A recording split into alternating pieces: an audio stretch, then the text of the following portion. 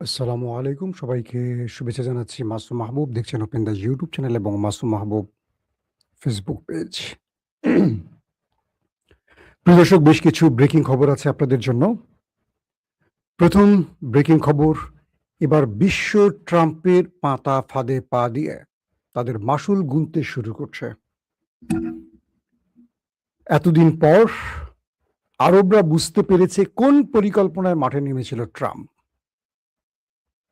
২ নম্বর গুরুত্বপূর্ণ খবর, ইয়েমেন এবং সৌদি আরবের মধ্যে ব্যাপক সংঘর্ষ হয়েছে নতুন করে। ৩ নম্বর ব্রেকিং খবর, ইরানে আবারও আমেরিকা ব্যাপক অ্যাটাক চালিয়েছে, ইরানও পাল্টা জবাব দিয়েছে গালফ কান্ট্রিতে। কি পরিমাণ ক্ষয়ক্ষতি সেই বিষয়ে জানাবো। পাশাপাশি ট্রাম্প হঠাৎ করে অনমনীয় আচরণ শুরু করছে কেন, এর নেপথ্যে রয়েছে কি বা কারা। দর্শক, প্রথম যেই খবরটি দিয়ে আমি শুরু করতে চাই,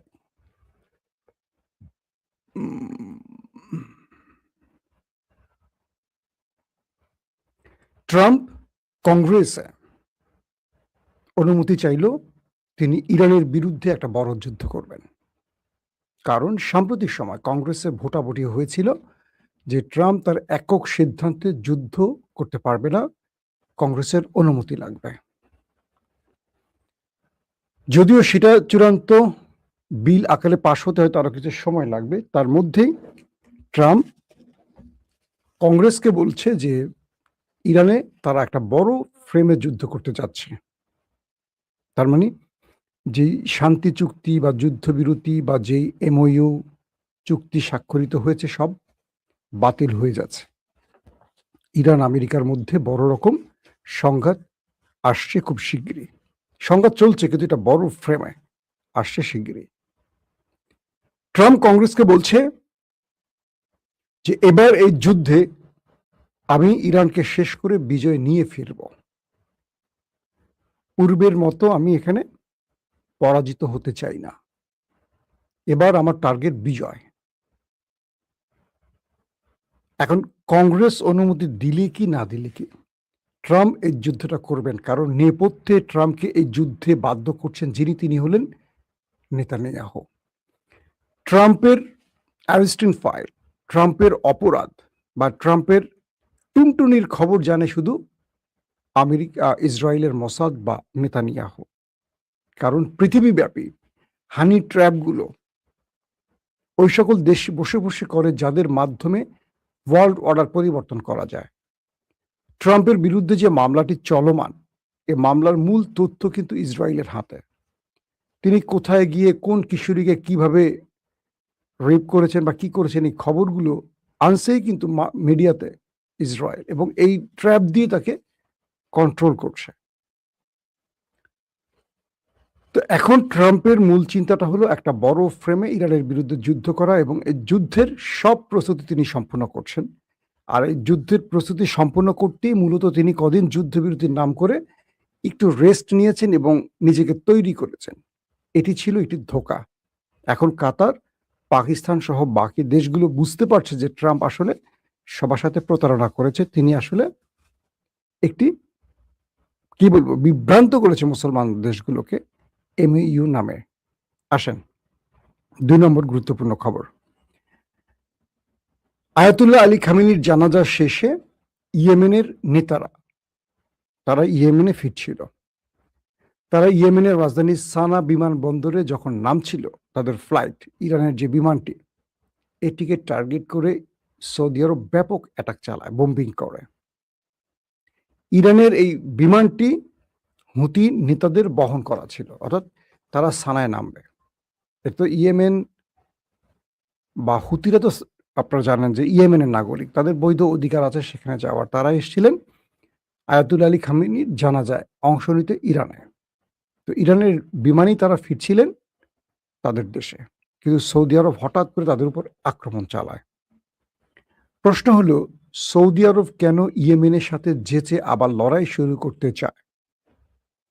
তাদেরকে পেছন থেকে কারা এই নির্দেশনা দিচ্ছে বা কারা বাধ্য করেছে, বা এই আক্রমণগুলো সৌদি আরব করেছে নাকি সৌদিতে বসে আমেরিকা করেছে? বা ইসরায়েলের নির্দেশে সৌদি আরব করেছে, এই প্রশ্নগুলো নতুন করে উঠেছে। যখন ইয়েমেনে আক্রমণ হয়েছে তখন ইয়েমেনের জনগণ রাজপথে নেমে বিক্ষোভ করেছে। পাশাপাশি এই বিমানটি যখন সানায় নামতে পারেনি তখন আরেকটি বিমানবন্দরে গিয়ে ল্যান্ড করেছে এবং ইরানের বিমানটি ফেরত গেছে তার দেশে। অর্থাৎ হুতিদেরকে সানায় নামাতে পারেনি, আরেকটি বিমানে নামিয়েছে, একটি বিমান ঘাঁটিতে নামানো হয়েছে। এরপর হুতিরা সৌদি আরবের বিমান ঘাঁটিকে লক্ষ্য করে সিরিজ ব্যালিস্টিক মিসাইল মেরেছে। তার মানে সৌদি আরবকে পাল্টা জবাব ইয়েমেন দিয়েছে, দেরি করেনি। কয়েক ঘন্টা পরেই সৌদি আরবে ইয়েমেন বেশ কয়েকটি ব্যালিস্টিক মিসাইল মেরেছে। তার মানে আবার ইয়েমেন সৌদি আরবের মধ্যে যুদ্ধ শুরু হয়ে যাচ্ছে। পাশাপাশি ইয়েমেন বলছে, যদি হরমুজ প্রণালীতে আমেরিকা তার খবরদারি বহাল রাখে আমরা বাবুল মান্দাব বন্ধ করে দেব। এই ঘোষণাটি আবার নতুন করে ইয়েমেনের পক্ষ থেকে আসছে। দর্শক, 3 নম্বর গুরুত্বপূর্ণ খবর, মার্কিন যুক্তরাষ্ট্র ইরানের উপর আবারও অ্যাটাক চালিয়েছে। রাতে ব্যাপক আকারে ইরানের ভেতরে আক্রমণ চালিয়েছে। যুক্তরাষ্ট্র বলছে তারা ইরানের গুরুত্বপূর্ণ কৌশলগত সামরিক স্থাপনাগুলোকে ধ্বংস করেছে। ইরানের গণমাধ্যম বলছে কেশম দ্বীপ, বুশেহর, বন্দর আব্বাসে ব্যাপক বিস্ফোরণের শব্দ পাওয়া গেছে। ইরান দাবি করছে তারা কুয়েত ও বাহরাইন, জর্দানে অবস্থিত মার্কিন ঘাঁটিগুলোকে টার্গেট করে সিরিজ মিসাইল এবং ড্রোন অ্যাটাক চালিয়েছে। পাশাপাশি আমেরিকার একটি জাহাজকে টার্গেট করে তারা হামলা চালিয়েছে। আমেরিকার জাহাজ, এটা হরমুজ প্রণালীতে।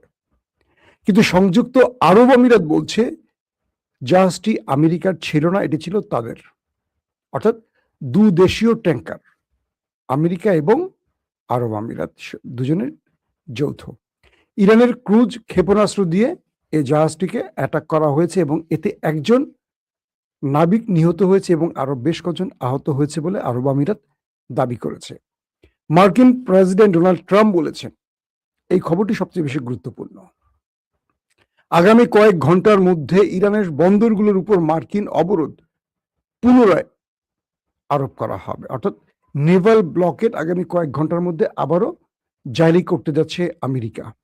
পাশাপাশি হরমুজ থেকে এখন আমেরিকা নিজেই 20% টোল আদায় করবে। এই অঞ্চলের অভিভাবক বা গ্রান্টার হিসাবে, রক্ষণাবেক্ষণকারী হিসেবে আমেরিকা 20% টোল আদায় করবে। আসেন এই খবরটিকে একটু বিশ্লেষণ আকারে আগে তুলে ধরে। যখন ইরান বলল যে আমরা তোমাদের নিরাপত্তা দেব এবং সাগরে আমরা পরিবেশ দূষণ থেকে সাগরকে রক্ষা করব, নানান রকম দায়িত্বগুলো আমরা পালন করব হরমুজে, যেহেতু এটা আমাদের জলসীমা। পাশাপাশি এর জন্য তোমরা আমাদের একটা মেনটেন্যান্স ফি দিবা। আমরা যে বাড়িগুলোতে ঢাকায় থাকি, ধরেন বাসা ভাড়া, আমার ঢাকার বাসা ভাড়া ধরেন 50,000 টাকা। তো 50,000 টাকা বাসার ভেতরে 10-12 হাজার টাকা থাকে সার্ভিস চার্জ। কেন? সিঁড়ি পরিষ্কার, লিফট, বুয়া হাবিজাবি মিলে দিলে আরো ধরেন 10-12 হাজার টাকা অতিরিক্ত নেয়। মূল ভাড়া 10,000, 10-12 হাজার টাকা সার্ভিস চার্জ। এটা বাড়িওয়ালা তুলে থাকে বা মানে ফ্ল্যাট ডিপার্টমেন্টগুলো তুলে থাকে। ইরান বলছে হরমুজ যেহেতু আমাদের জলসীমা, এখানে আমরা সব রকম নিরাপত্তা দেব আমাদের নৌবাহিনী বা এআরজিসির মাধ্যমে, এবং এই জাহাজগুলো চলাচলের কারণে সাগরে যে বর্জ্য বা বিভিন্ন বিষাক্ত বিষয়গুলো ছড়াবে, এই জিনিসগুলো আমরা পরিষ্কার পরিচ্ছন্নতার মাধ্যমে পরিবেশ দূষণ থেকে রক্ষা করব। তো এটার জন্য আমাদেরকে একটা ফি দিতে হবে, নট টোল, এটা ফি, মেইনটেনেন্স ফি। এটাতে আরবরা রাজি না, অনেক দেশ রাজি না, এবং আমেরিকা তো রাজিই না। এই অজুহাতে আমেরিকা হরমুজে বিকল্প রুট তৈরি করেছে। ইরান যে রুট দেখিয়ে দিয়েছে সেই রুট নয়, ভিন্ন রুট দিয়ে জাহাজ যাবে। ইতিমধ্যে প্রতিদিনই জাহাজগুলো আমেরিকার নির্দেশে বা আমেরিকার হুমকিতে পড়ে বা আমেরিকার অনুরোধে পড়ে বিকল্প পথ অবলম্বন করতে যাচ্ছে প্রতিদিনই জাহাজ। আর প্রতিদিনই ইরান আক্রমণ করছে। দেখছে না কার জাহাজ? সৌদির জাহাজে আক্রমণ হয়েছে, কাতারের জাহাজে হয়েছে, কাল আরব আমিরাতের জাহাজে আক্রমণ হয়েছে, ওমানেরটায় হয়েছে, ছাড় দেয় নাই কাউকে। এখন ট্রাম্প বলছে কি এই অঞ্চল থেকে এখন আমি টোল নিব 20%। বুঝছেন আসল রূপটা? এবার বুঝছেন? আপনারা যারা ওসমানী সালতানাতের হিস্ট্রি পড়েছেন বা উমাইয়া বা আব্বাসীদের ইতিহাস পড়েছেন, মুসলমানদের ইতিহাস যারা পড়েছেন, সবচেয়ে দুঃখ লাগে কি জানেন? যারা মুসলমান তারা তাদের নিজের পরিচয়টা আসলে জানে না। যেমন ব্রাজিল তার পরিচয় জানে না। তারা কখনো কেপ ভার্দে, কখনো সুইজারল্যান্ড, কখনো কি বলে আলজেরিয়া, কখনো মিশর, কখনো ইংল্যান্ড, কখনো ফ্রান্সে ভোট করে। তারা যে ব্রাজিল এটা ভুলে গেছে। তাদেরকে ব্রাজিল হতে হবে আগে। তারা সেই পরিচয় না, তারা ভিন্ন দলে। এখন আরবরাও তাদের পরিচয় ভুলে গেছে, আর পরিচয় ভুলে তারা আমেরিকা হয়ে গেছে।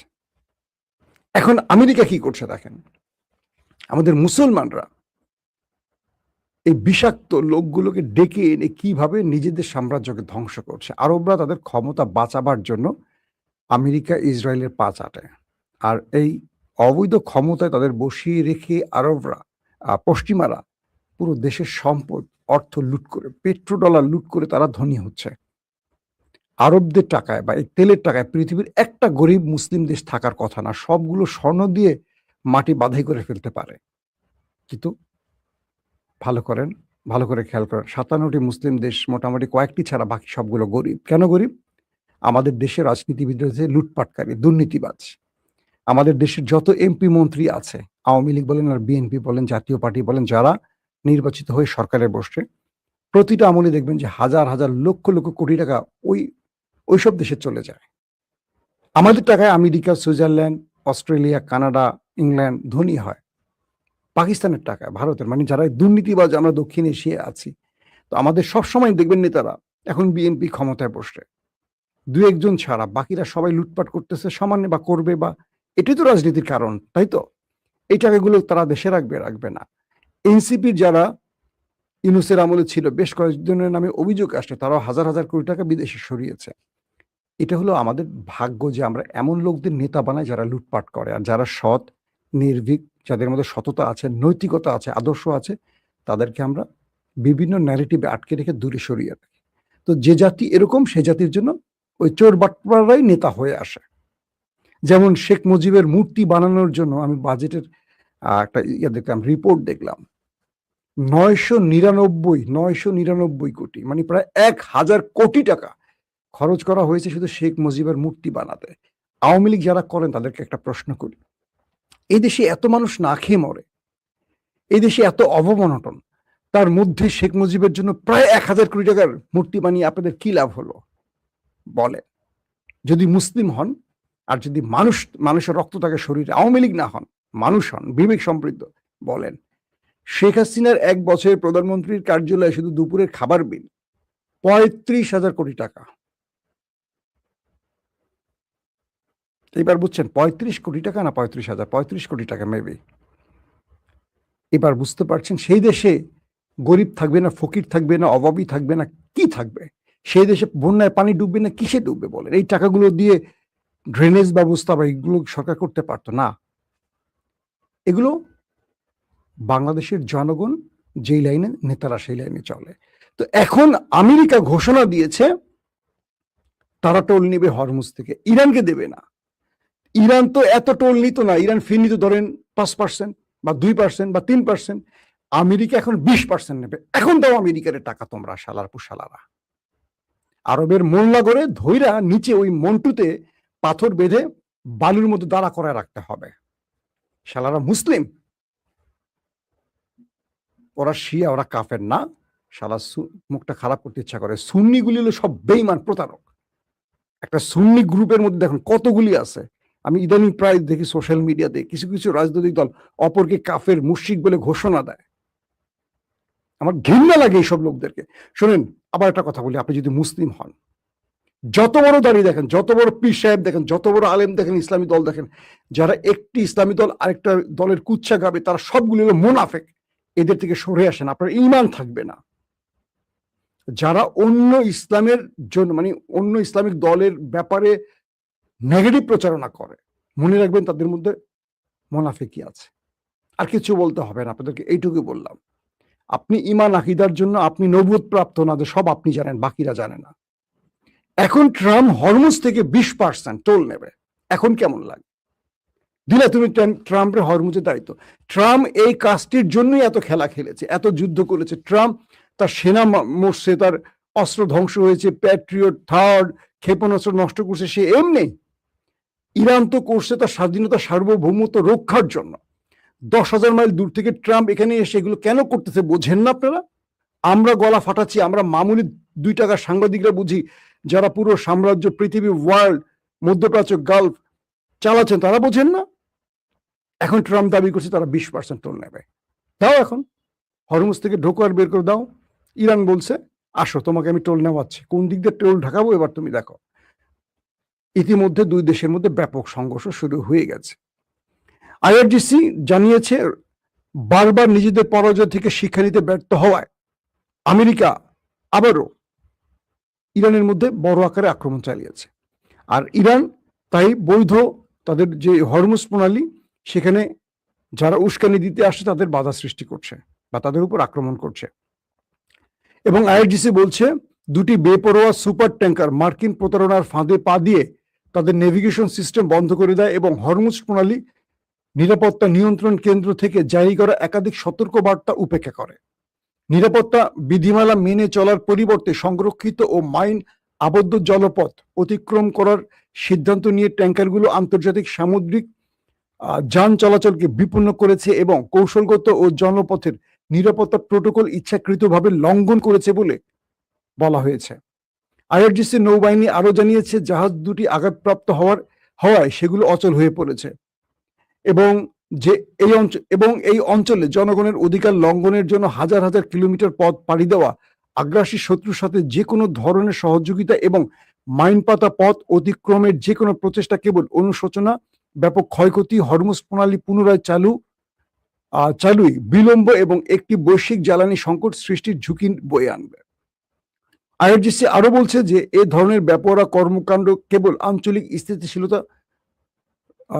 অস্থিতিশীলতা তৈরি করতে পারে।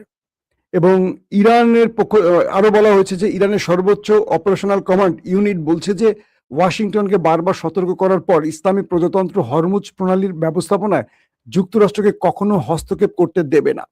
খাতাম আল আম্বিয়া কেন্দ্রীয় সদর দফতরের মুখপাত্র ইব্রাহিম জুলফিকারি মার্কিন প্রেসিডেন্ট ডোনাল্ড ট্রাম্পের এই মন্তব্যের পরিপ্রেক্ষিতে এই মন্তব্য করেন। ওয়াশিংটন কৌশলগত এই জলপথের নিয়ন্ত্রণে নিতে পারে এই ধারণাকে কোনোভাবে সফল হতে দিবে না ইরান। এখন যে বিষয়গুলো আমরা বুঝলাম, ইরানের মধ্যে আক্রমণ, ইরান ও পাল্টা আক্রমণ, দুই পক্ষের এই আক্রমণের খবরগুলি দিয়ে লাভ নেই। গত 7 দিন ধরে দিচ্ছি, ওরা মারতেছে।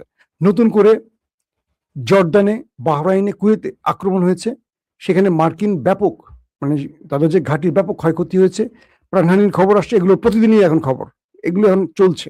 নতুন খবরগুলো হলো ন্যাটো সম্মেলন থেকে আমেরিকা ফিরে, অর্থাৎ সাম্প্রতিক যে ন্যাটো সম্মেলনটি হলো আঙ্কারায়, এই বৈঠক থেকে ফিরেই ট্রাম্প কিন্তু অন্য আচরণ শুরু করেছে। ইরানের উপর একটার পর একটা আক্রমণ করছে। আবার দেখেন ইসরায়েল একদম চুপ। এখানে মূল নাটকটা আছে। এই নাটকটা নিয়ে আমি নেক্সট ভিডিওতে বিস্তারিত খবর দেবো আপনাদের। এখনকার মতো শেষ করছি। প্রত্যেকে ভালো থাকবেন। আল্লাহ হাফেজ।